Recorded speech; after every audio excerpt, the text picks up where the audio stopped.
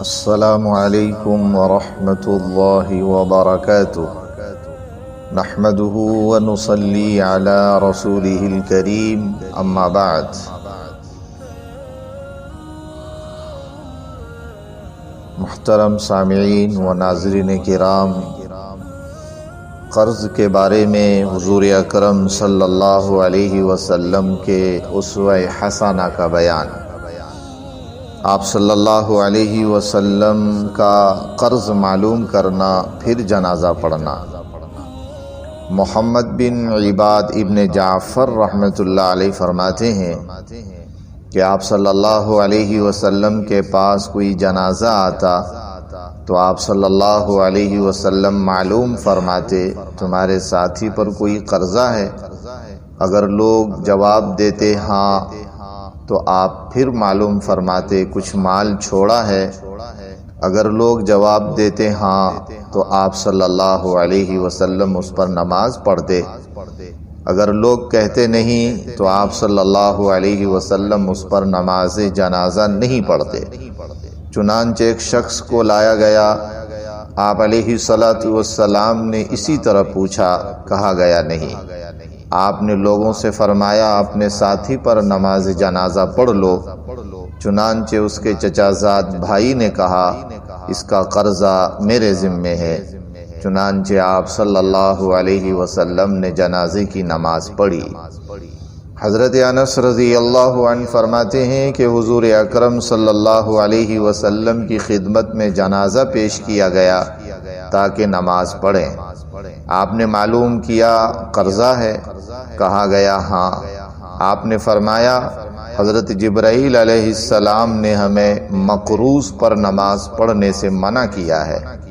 مقروض قرضے کی وجہ سے قبر میں محبوس رہتا ہے، یعنی مقید رہتا ہے، جب تک کہ اس کا قرضہ نہ ادا کر دیا جائے، یعنی جنت کی ہوائیں برزخ نہیں آتی۔ مقروض جنت میں جانے سے رکا رہے گا۔ حضرت سعد رضی اللہ عنہ فرماتے ہیں کہ میں نے رسول پاک صلی اللہ علیہ وسلم کو فرماتے ہوئے سنا کہ کوئی اللہ کے راستے میں شہید کیا جائے، پھر زندہ کیا جائے، پھر شہید کیا جائے، تب بھی جنت میں داخل نہ ہوگا جب تک کہ قرض نہ ادا کر دیا جائے۔ سنن کبریٰ مشکات شریف۔